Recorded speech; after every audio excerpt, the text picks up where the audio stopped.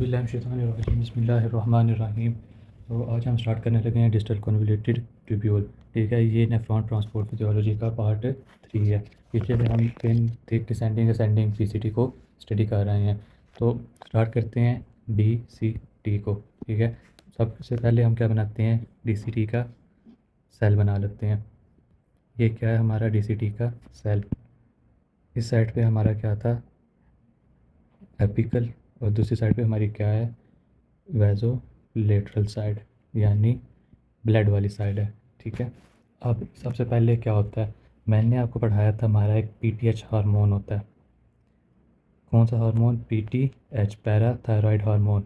ये क्या कह रहा था, ये सोडियम और फॉस्फेट की इनहिबिशन कह रहा था। लेकिन यहाँ पर ये पीटीएच हार्मोन क्या करता है, ये करता है जी, चलता हुआ आता है एपिकल के पास और आकर क्या बनाता है, सी का चैनल, और साथ मैग्नीशियम का क्या बना देता है, चैनल बना देता है। यानी यूरिन के अंदर जो मैग्नीशियम और कैल्शियम प्रेजेंट होता है उसे क्या करता है, चैनल बनाकर इनसाइड पर ले आता है। ठीक है, साथ ही ये तो उसने कर ली रीअब्जॉर्प्शन।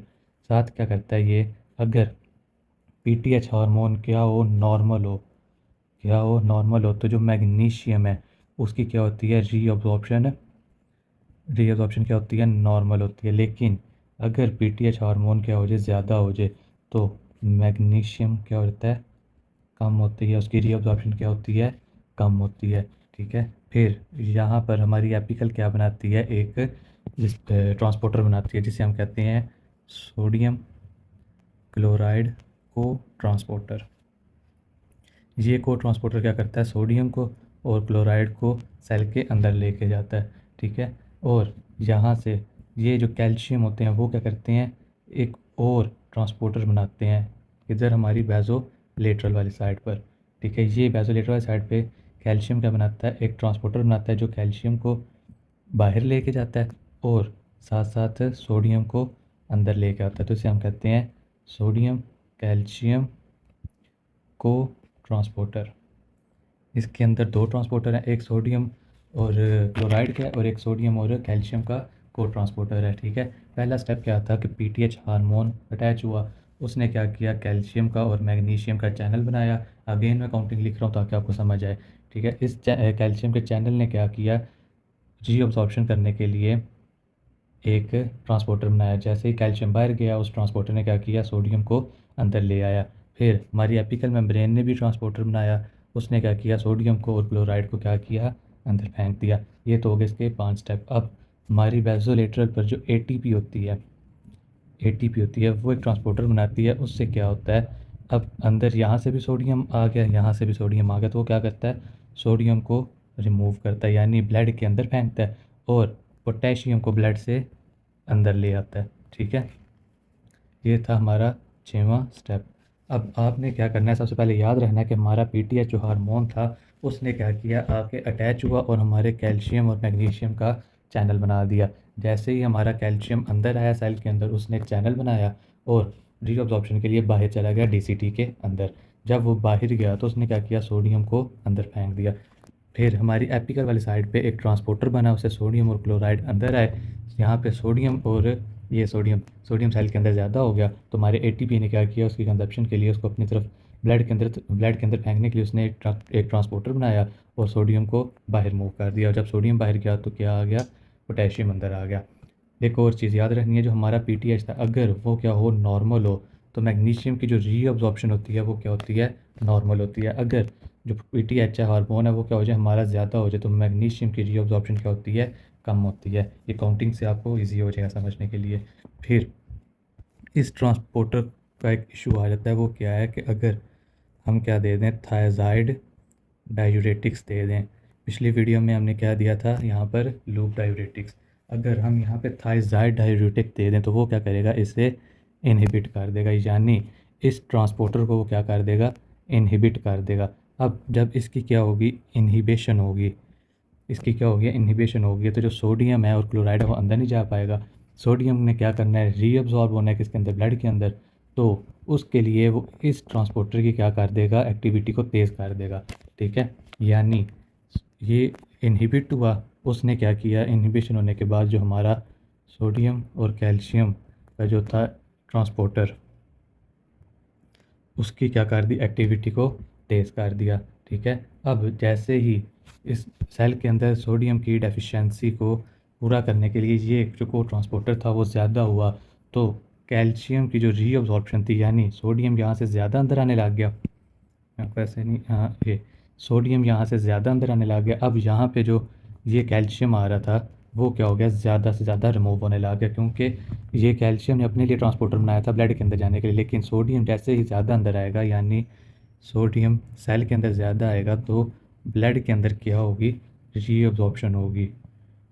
क्या होगी, रीअब्जॉर्प्शन किसकी होगी, सी की, और वो क्या होगी, ज़्यादा हो जाएगी।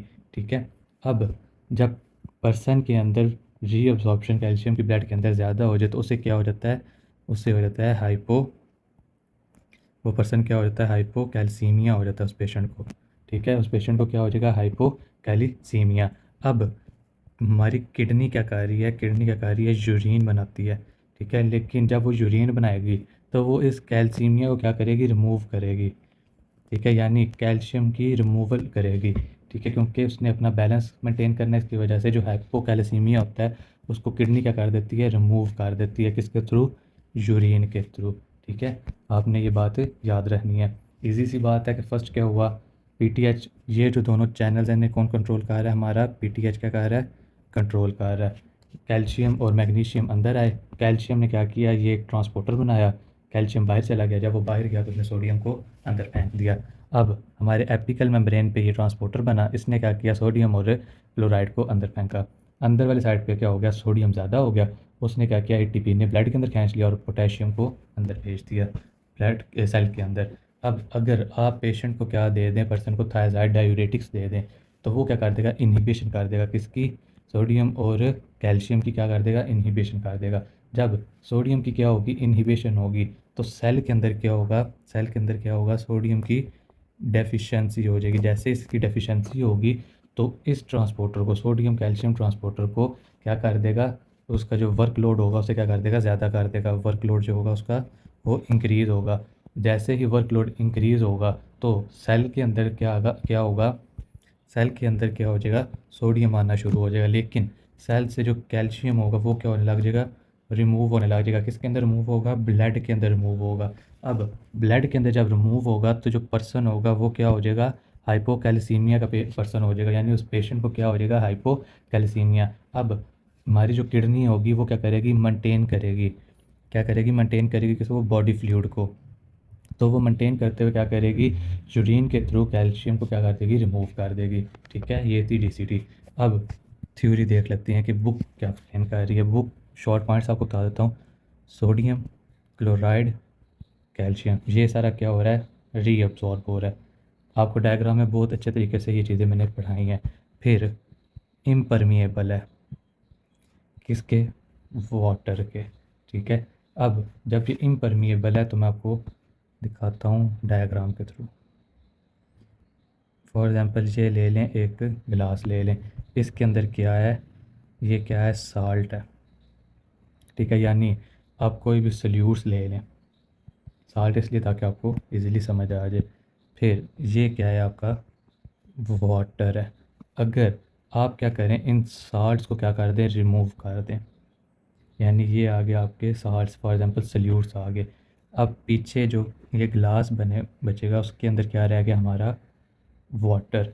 तो ये जो वाटर पीछे रह गया ये क्या है, हाइपोटोनिक है।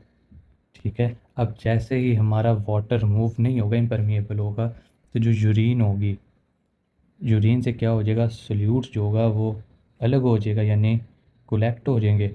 ये जैसे ये अलग हो गया, और जो हमारी यूरिन है वो क्या हो जाएगी, हाइपोटोनिक हो जाएगी। ठीक है, उम्मीद आपको समझ आ रही होगी।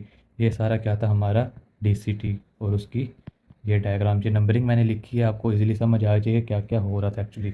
बुक में देखते हैं कि बुक में क्या एक्सप्लेन किया गया। अभी हमने पढ़ा है कौन सा टॉपिक, ये वाला डिजिटल कन्वोल्यूटिव ट्यूब्यूल वाला।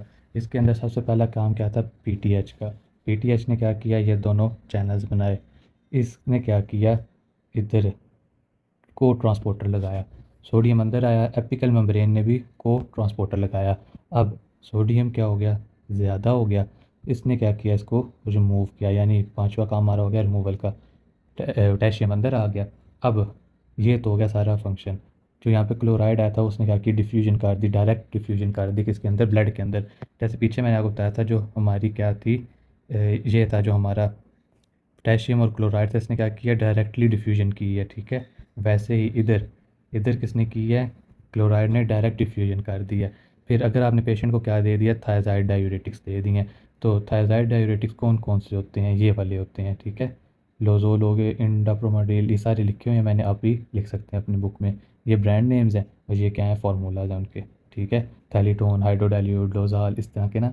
आप डायूरेटिक्स अगर पेशेंट को देती हैं तो वो क्या करेगा, इनको इनहिबिट कर देगा, सोडियम अंदर नहीं जा पाएगा। तो ये जो होगा को ट्रांसपोर्टर, वो क्या करेगा, ये बहुत इंपॉर्टेंट को ट्रांसपोर्टर, वो क्या करेगा, सोडियम को ज़्यादा से ज़्यादा अंदर लेके आएगा और कैल्शियम को ज़्यादा से ज़्यादा बाहर लेके जाएगा। अब जब ये ज़्यादा से ज़्यादा बाहर जाएगा तो क्या होगी, रीअब्जॉर्प्शन ज़्यादा होगी, और जो ये रीअब्जॉर्प्शन ज़्यादा होगी तो यूरिन के अंदर कॉम्प्लिकेशन आ जाएगी, क्या जो हमारा कैल्शियम है वो कम हो जाएगा, ठीक हो गया। फिर मैंने आपको एक और बात बताई, पीटीएच ज़्यादा होगा तो क्या हो जाएगा, मैग्नीशियम कम हो जाएगा। पीटीएच नॉर्मल होगा तो मैग्नीशियम की रीअब्जॉर्प्शन नॉर्मल होगी। बुक ने भी यही लिखा हुआ है, रीअब्जॉर्प्शन हो रही है, इम्परमिएबल है वाटर के, यूरिन को क्या कर रही है, हाइपोटोनिक कर रही है। वो भी मैंने आपको डायग्राम से समझा दिया कि सोल्यूट को बाहर निकाल रहा है, वाटर अंदर रह रहा है, इसकी वजह से हाइपोटोनिक है।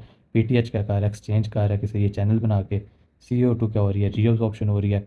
इसने यहाँ पे दो ये लिखे हैं, तीसरा ये मैंने आपको नोट्स में इकट्ठे पढ़ा दिए हैं, ठीक है। और सोडियम की परसेंटेज लिखी हुई है कितनी रीअब्जॉर्प्शन हो रही है। तो ये था सारा डिस्टल DCT। नेक्स्ट वीडियो में हम पढ़ेंगे कलेक्टिंग ट्यूब्यूल्स को। ओके।